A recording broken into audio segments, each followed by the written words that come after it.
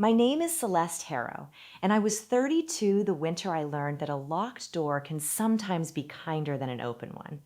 It started on a Thursday morning with my son's hand in mine and a doctor looking at a screen longer than any doctor should. My 7-year-old, Milo, was sitting on the exam table in his dinosaur hoodie, swinging his legs like nothing in the world could possibly be wrong. He had been tired for weeks, pale, thirsty all the time, bruising too easily. I told myself he was growing. I told myself kids get tired. I told myself anything that would let me sleep at night. Then the doctor turned around, and the room changed. I remember the sound of the paper under Milo's shoes. I remember the small crack in the corner of the window. I remember the nurse touching my shoulder before anyone had said the word. Kidney failure. Those two words did not enter my body all at once. They came in slowly, like cold water rising around my ankles. The doctor said there would be more tests, hospital admissions, dialysis, medication, maybe a transplant list if things moved the wrong way. He said all of this carefully, as if careful words could soften the shape of what was happening. Milo looked up at me and asked if we could still get pancakes. That is what I remember most. Not the medical terms, not the blood work, not the paperwork. My son, with failing kidneys, asking about pancakes because he still believed the world was simple enough for breakfast to fix it. Welcome back to Quiet Payback Stories, where we tell stories about ordinary people, impossible choices, and the day someone finally stops begging to be loved properly. If you have ever asked family for help and got silence back, stay with me, because this story does not end in that hospital room. It ends 1 year later, at my front gate, when the same people who refused to come asked me to open the door. Before Milo got sick, I thought I was tired. I was wrong. Tired was working double shifts at a small printing shop, coming home with ink under my fingernails, and still cooking rice because takeout was a luxury we only talked about. Tired was folding laundry at midnight. Tired was checking my bank account before buying apples.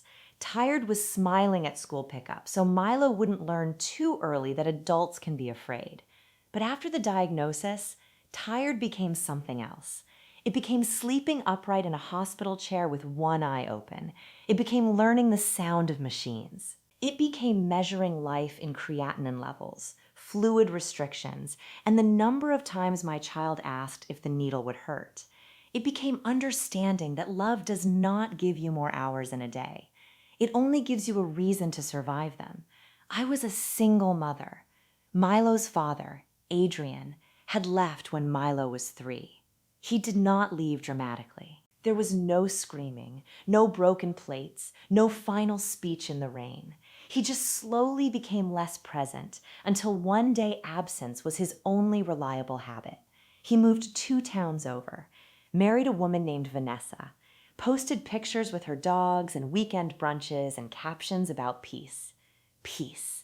That word used to make me angry because some people call it peace when what they really mean is freedom from responsibility. Still, when Milo got sick, I thought maybe sickness would wake something in him. I thought maybe fatherhood, even sleeping fatherhood, would hear the word hospital and sit up. But before I called Adrian, I called my parents. Their names are Laurel and Bennett Vale. My mother liked to say she was practical. That was the word she used for every kind of coldness she was proud of. My father liked to say he didn't get involved. That was the word he used for standing beside cruelty and pretending it had nothing to do with him. I had grown up in a house where love was measured by performance. Good grades meant peace at dinner. Bad grades meant silence. A clean room meant my mother's approval for 6 minutes. A mistake meant a lecture that lasted until you forgot what mistake had started it. When I became pregnant at 24, my mother cried like someone had died. Not because I was scared, not because I was alone, not because I needed her, because, in her words, people would talk. And people did talk for about 3 weeks. Then Milo was born, small and furious, with a cry that sounded like he had been waiting 9 months to file a complaint. And I loved him so completely that the world before him started to feel like a draft version of my life. My parents visited once at the hospital. My mother held him for 7 minutes. My father took a photo. Then they went home. That was the kind of grandparents they were. Present enough for proof, absent enough for truth. Still, that Thursday afternoon, after the doctor said kidney failure, I sat in my car in the hospital parking lot and called my mother. I had Milo's discharge papers on my lap, a plastic hospital bracelet around his wrist, a list of medicines in my purse that cost more than my weekly groceries. My hands shook so badly I pressed the wrong number twice. When she answered, she sounded annoyed before I said a word. "Celeste, I'm in the middle of something." I looked through the windshield at the gray sky. "Milo is sick," I said. There was a pause. Not a worried pause. A waiting pause. Like she already knew this conversation was going to cost her something, and she was deciding how little she could pay. I told her what the doctor said. I told her about dialysis. I told her I needed help getting him to appointments because I could not keep missing work. I told her even 1 or 2 days a week would help, even sitting with him after school, even driving us sometimes, because my car had started making a grinding sound every time I turned left. My mother sighed, not gasped, not cried, sighed. "Celeste," she said, "we are not young anymore." She was 58. She took yoga on Wednesdays and carried groceries up 2 flights of stairs without breathing hard. I closed my eyes. "I know. I'm not asking you to do everything. I'm asking for help." Then she said the first sentence I would remember for the rest of my life. "You made motherhood your whole identity. Don't expect us to carry the weight of it." I looked over at Milo through the hospital window. He was sitting beside a vending machine, trying to read the label on a packet of crackers. "My child is sick," I said. "And I'm sorry for that," she replied, in the voice people use when they are not sorry enough to move. My father was in the background. I heard his chair scrape. I heard the television lower. I waited for his voice. It did not come. That was my father's gift. Silence wrapped like neutrality. My mother kept talking. She said they had their own lives. She said I had always been stubborn. She said maybe if I had made better choices, I would have a husband to help me. She said sickness was unfortunate, but it did not erase consequences. Consequences. As if Milo's body was some invoice I had earned. I don't know how long I sat there after the call ended. Long enough for Milo to come tap on the glass.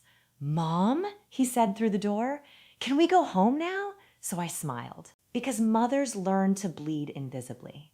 And I drove us home.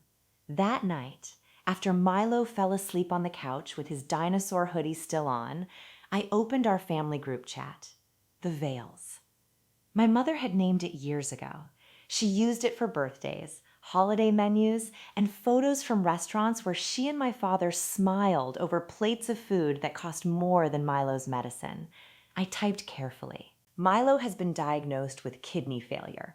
We have a lot of hospital appointments coming up. I need help with transport and care when I'm working. Anything would help." I read it again. I almost deleted it. Then I sent it. The message showed delivered. Then read. My mother read it first. Then my father. Then my brother Damon, who lived 20 minutes away and posted gym selfies with captions about discipline. Then my Aunt Elise, who always called herself family first when she needed people to attend her events. Nobody answered. For 11 minutes, I stared at the screen. Then 30. Then an hour. At 9:43 that night, my mother sent a photo to the same group chat. A table at an Italian restaurant. Candlelight. 2 wine glasses. My father smiling in his beige sweater. "Date night," she wrote. Blessed to enjoy the little things. I looked at that message until the words stopped looking like words. My son's kidneys were failing, and my mother was blessed to enjoy the little things. I put the phone face down, not because I was done hoping, because I was afraid I wasn't. The first month of Milo's treatment taught me that life does not fall apart loudly. It comes undone in small, ordinary ways. The electricity bill sits unpaid for 3 extra days. The milk runs out and you pretend black tea is fine. The school calls because your child forgot his lunch, and you cry in the bathroom at work because lunch was the one thing you thought you remembered. Dialysis began on a Monday. Milo hated the smell of the unit. He hated the tape. He hated the way nurses said little pinch, like children, did not know when adults were lying. But he loved the heated blankets, so every appointment became a negotiation. 1 needle, 1 blanket, 2 hours, 1 story. We had a blue thermos back then. Small, scratched, with a dent near the lid from the time Milo dropped it in the school parking lot. I filled it with warm soup or tea or whatever I could make stretch across the day. That thermos went everywhere. Hospital, work, bus stop, pharmacy, waiting room. I used to think it was just a thermos. Later, I would understand it was a record of who fed us and who didn't. The printing shop cut my hours after the 3rd week. My manager, Ruth, tried to look sad when she told me, but sadness does not pay rent. She said they needed someone reliable. I almost laughed. Reliable.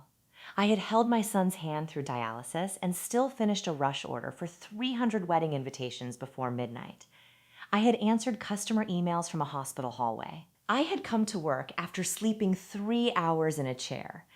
But in the language of employers, reliable means available for their emergency, not your own. I lost half my income by February. By March, I was choosing which bills deserved fear first. Rent always won. Medicine came second. Everything else stood in line. That was when I called Adrian. I had avoided it as long as I could. Pride is useless when your child is sick, but it still sits beside you like an old bad friend, whispering that you should not beg people who already walked away. I called him from the hospital stairwell while Milo slept. Vanessa answered. Not him. Her voice was bright in the way expensive candles are bright. Decorative. Useless in a storm. Hi, Celeste, she said, like we were women who met for coffee instead of 2 people connected by the man who had failed my child. I told her Milo was sick. I told her Adrian needed to know. I told her I needed help with appointments and bills and maybe overnight care if things got worse. She was quiet. Then she said, Adrian is really overwhelmed right now. I looked at the concrete wall in front of me. His son is on dialysis. I understand, she said, proving immediately that she did not. Then I heard Adrian in the background. His voice. Low. Irritated. Vanessa covered the phone, but not enough. She always does this, he said. Always. My child had been sick for 1 month, and already I was always doing this. Vanessa came back. Celeste, I don't want to sound harsh, but maybe this is exactly why you should have built a more stable life before having a child. There are insults that make you angry, and then there are insults that make the room go still. I did not shout. I did not defend myself. I said, please put his father on the phone. She exhaled. A moment later, Adrian came on. Now isn't a good time, he said. That was all. 5 words. Not. Is Milo okay? Not. Which hospital? Not. What does he need? Just 5 words from a man who helped create a child and then treated the child's emergency like a calendar conflict. I hung up before my voice could break. When I went back into the room, Milo was awake. Did Dad answer? He asked. I stood beside his bed with the phone still warm in my hand. I wanted to lie. But children live inside the weather of adults. They know when storms are being hidden. He knows, I said. Milo turned his face toward the window. Oh, that small word did more damage than any argument could have. After that, I stopped calling people who had already answered me with who they were. Help came anyway, just not from the places I had been trained to look. It came from Mr. Alvarez, the retired mechanic downstairs, who drove us to the hospital on Tuesdays and pretended he happened to be going that way. It came from Nima, the cashier at the corner store, who started setting aside bruised apples and day-old bread in a paper bag behind the counter. It came from Sister Ruth at the community center, who did not ask what religion I was before handing me grocery vouchers. And it came from a woman named June Fletcher. June was a hospital volunteer. She was 64, with silver hair pinned badly and cardigans that looked like they had survived several decades of other people's emergencies. She pushed the library cart through the dialysis unit every Wednesday. Milo liked her because she never spoke to him like he was fragile. She called him Sir and asked for his book reviews. One Wednesday, she saw me refilling the blue thermos at the hot water machine. "Soup?" she asked. "Tea," I said. "For you or him?" I smiled because the answer was both and neither. June looked at me for a second too long. The next Wednesday, there was a container of lentil stew wrapped in a towel beside the books on her cart. "For the thermos," she said. I tried to refuse. She ignored me. That was the first real meal I had eaten in 2 days. Some people help like they are making an announcement. June helped like she was correcting a small mistake in the universe. No drama, no pity, just stew. The months became a blur of hospital bracelets and bus tickets and Milo's brave little face getting thinner. Some days he was funny. Some days he was angry. Some days he asked questions I could not answer. Will my kidneys wake up? Can I still play football next year? If I need someone else's kidney, does that mean somebody has to be hurt? I answered as honestly as I could. Sometimes honesty is not the whole truth. Sometimes it is the part small enough for a child to carry. One afternoon, while Milo was sleeping, I checked the family group chat again. I had not written in it for weeks. Nobody had asked for an update. But there were messages. My mother had posted photos from my brother Damon's birthday dinner. A steakhouse, a cake with gold candles. My father laughing. My Aunt Elise writing, "Family is everything. Family is everything." I stared at those words until the edges blurred. Then I noticed something. The date. Damon's birthday dinner had been the same night Milo had been admitted with a fever so dangerous the nurses moved faster than I had ever seen them move. The same night I had called my mother 3 times because I needed someone to sit with me, just once, while the doctors adjusted his treatment. She had not answered, but she had cut cake. I opened Instagram because grief makes detectives out of people who used to trust. There it was, my mother's post from that night. My father smiling beside Damon, my aunt holding a glass of champagne. And in the corner of the photo, half reflected in the restaurant window, was my mother's phone on the table, screen lit, my missed call visible, my name glowing between the wine and the candle. I did not throw the phone. I placed it on the hospital bed beside Milo's feet, carefully. Like anger was a glass I could not afford to break. That was the night I stopped giving people chances to fail my son. Not because I hated them, because I loved him more than I loved the story I had been telling myself about them. From then on, my life became very quiet. I worked when Milo slept. I slept when machines allowed it. I accepted every ride, every food container, every grocery voucher, every kindness that came without a lecture attached. And every Wednesday, June brought stew. Sometimes lentil, sometimes chicken. Once, vegetable with too much pepper that made Milo cough and laugh at the same time. The blue thermos went back and forth between us, full when she gave it, empty when I returned it, full again the next week. That is how I learned what family actually feels like. Not loud declarations, not group chat hearts, not funeral-level speeches while someone is still alive and waiting. Family is a thermos coming back full when you are too tired to ask. By summer, Milo was on the transplant list. By autumn, he was weaker. By winter, we were living inside a waiting room no calendar could explain.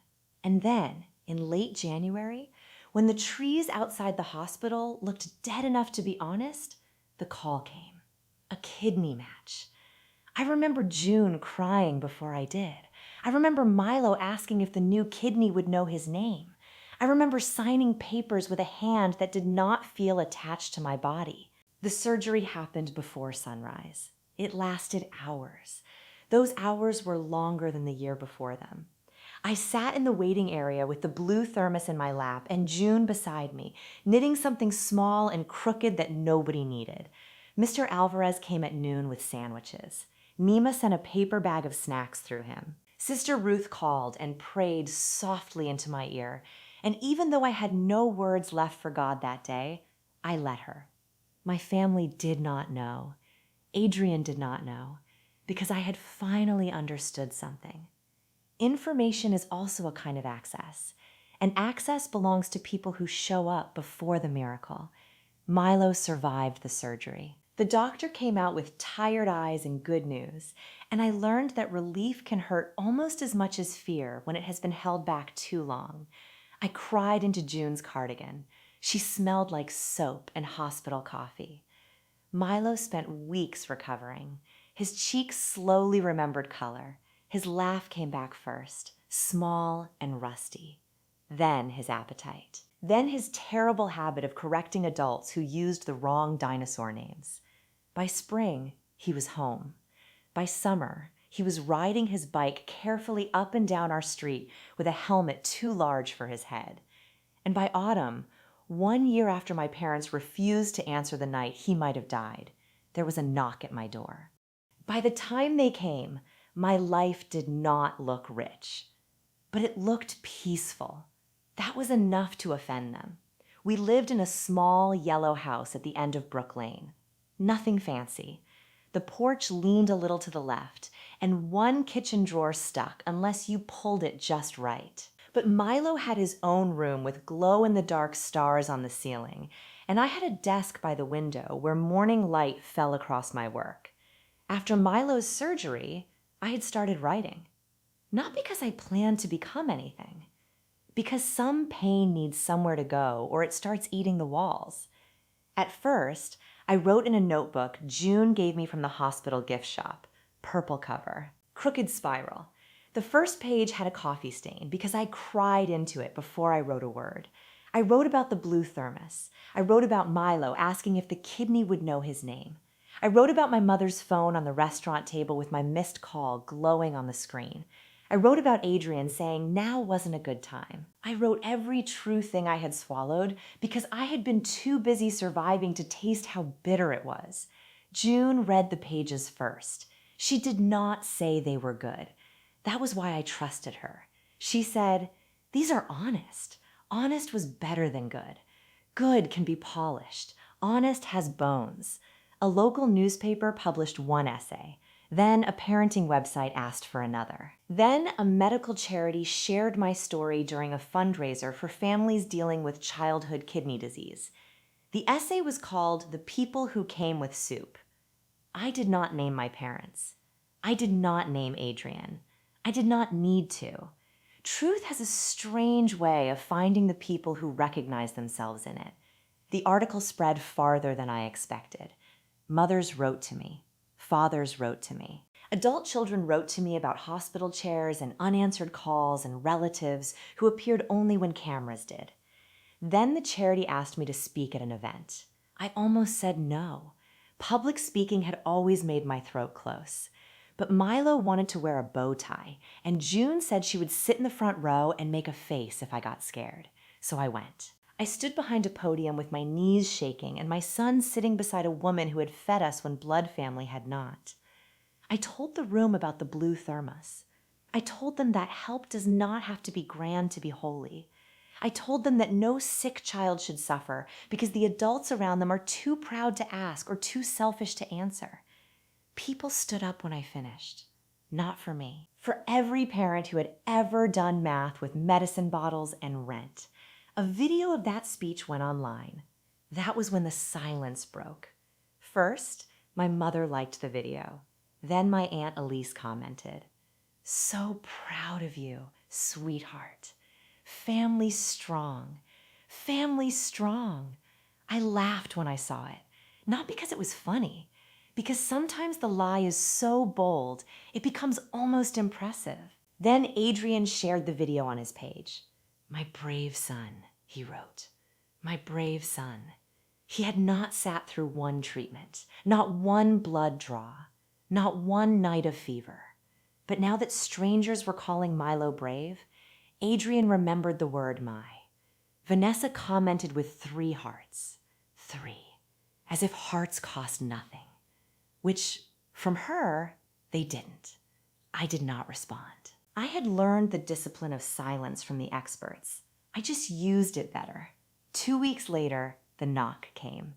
It was a Sunday afternoon. Milo was at the kitchen table building a Lego hospital because children have strange ways of taking power back from places that scared them. June was in the living room folding blankets like she had always belonged there. The blue thermos stood drying beside the sink. I opened the door. My mother stood on the porch holding a white gift bag. My father stood behind her, hands folded in front of him like he was waiting for permission to exist. Beside them were Adrian and Vanessa. Vanessa wore a cream coat and the careful smile of a woman who had practiced being misunderstood. For a few seconds, nobody spoke. It was strange seeing them there together. Like all the closed doors from the worst year of my life had grown bodies and walked to my house. My mother smiled first. "Celeste," she said softly, "we need to talk." Need. That word had changed sides. I stepped onto the porch and closed the door behind me. Not because I was afraid of them, because Milo deserved a house where love did not have to listen to excuses. My mother held out the gift bag. "For Milo," she said.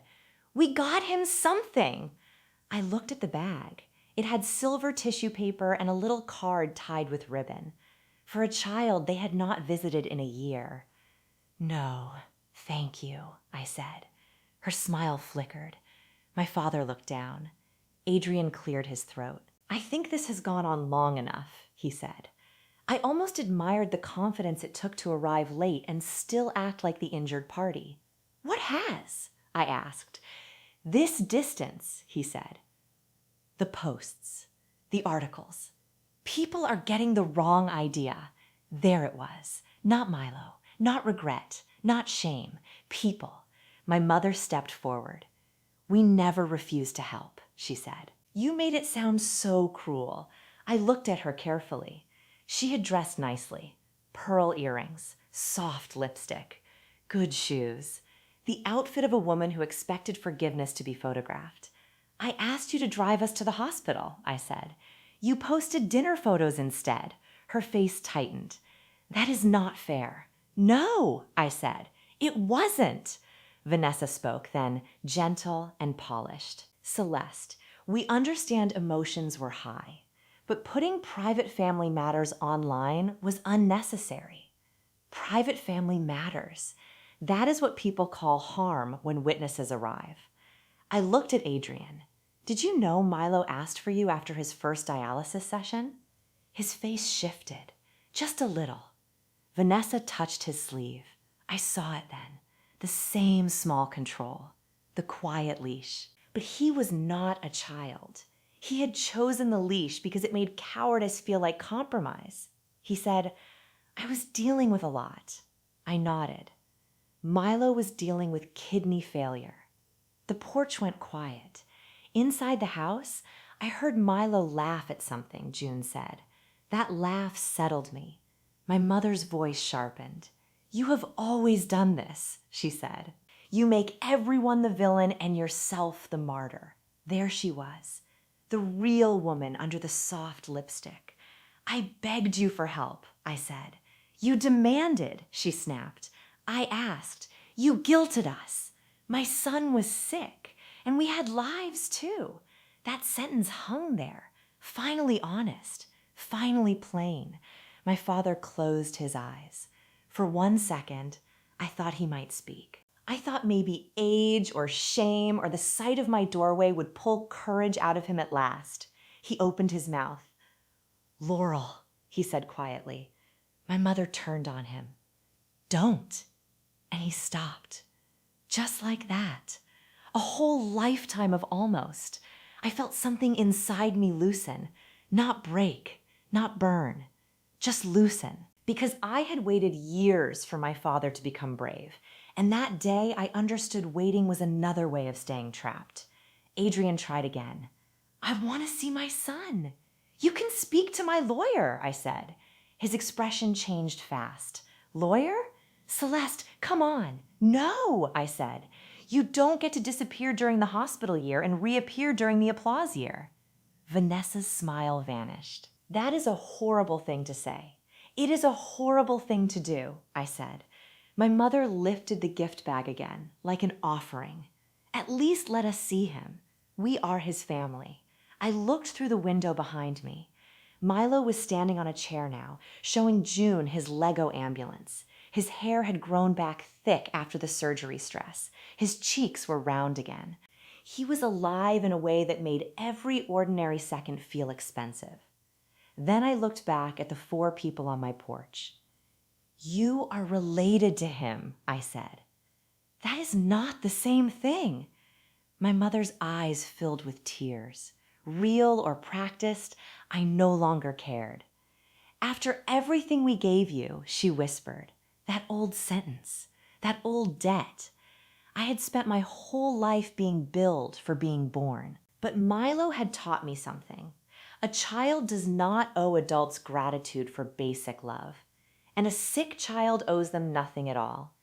You gave me a childhood where love had conditions," I said. "I will not give Milo the same." My mother stepped back like I had slapped her. I hadn't. That was the power of the truth. It lands without touching. Then I said the sentence I had been carrying since the night I saw her phone glowing in that restaurant photo. "When I needed you, you taught me how to live without you." I listened. Nobody answered. Even Vanessa had nothing polished left. I turned to Adrian last. "Milo survived because people showed up before there was a story to share. You were not one of them." His jaw tightened. "He is my son." "Yes," I said. "And one day, when he is old enough, he can decide what that means. Until then, I will protect his peace with the same strength I used to protect his life." My mother began crying harder now. My father touched her elbow. Adrian looked angry. Vanessa looked embarrassed. The gift bag hung from my mother's hand like evidence from a case already lost. I stepped back. My hand found the doorknob. My mother said my name once more. This time, there was no command in it, only panic, because she understood what was happening. A door was closing, and for once, she was on the outside of it. I opened the door and looked at them one last time. "You can keep the gift," I said. "Milo already has what he needs." Then I went inside and closed the door gently.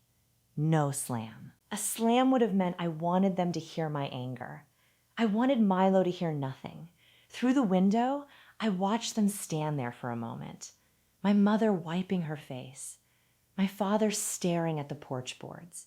Adrian saying something sharp to Vanessa. Vanessa folding her arms like the cold had personally offended her. Then they left. Milo looked up from his Legos. "Who was it?" he asked. I walked to the kitchen sink and picked up the blue thermos. "People at the wrong house," I said. He accepted that because children understand more than we think and ask less when they feel safe. June looked at me from the living room. She did not ask if I was okay. She knew okay was too small a word. Instead, she said, "There's stew on the stove." And for some reason, that almost made me cry. The messages came later. My mother sent long paragraphs about forgiveness. My aunt accused me of humiliating the family. Adrian sent one message saying I was turning Milo against him, which was interesting from a man who had done the work himself. I did not answer. Peace is not always found. Sometimes it is enforced. Life after that became quieter, not perfect. Milo still had appointments. Medicine still lined our kitchen shelf. Fear still visited sometimes, usually at night, when the house was too still, and I remembered how quickly bodies can betray the people living inside them. But we had good days, real good days. Bike rides, library books, pancakes after blood tests, June's terrible knitting, Mr. Alvarez teaching Milo how to check tire pressure, Nima saving the best apples behind the counter and pretending it was an accident. The article led to more speaking, more writing. Eventually, a small book. I dedicated it to Milo, of course, but the first printed copy went to June. I gave it to her on a Sunday evening at our kitchen table. The blue thermos sat between us, full of soup she had made, and I had tried to improve with too much salt. She opened the book and read the dedication page. To the people who came before the miracle. June cried quietly. Milo leaned against her shoulder and said, "You're basically my hospital grandma." She laughed, then cried harder. That is family, I think. Not blood shouting from the porch after the hard part is over. Not people who arrive when your survival becomes useful to their image. Family is the person who fills the thermos when you are too tired to ask. It is the neighbor who drives through rain, the cashier who saves apples, the woman who sits beside you during surgery and knits badly because her hands need something to do. I used to think a family tree was made from roots. Now I think it is made from hands. The hands that hold, the hands that carry, the hands that knock when you have nothing to offer and come anyway, and the hands that only reach for you once the world is watching. Those hands do not get the door. That is my story. One sick child who lived, one blue thermos that kept coming back full, one mother who finally stopped begging empty people to become full. If someone showed up for you when it was hard, tell them today. And if someone only came back when your life became easier to stand beside, remember this. You are allowed to close the door gently and still be free.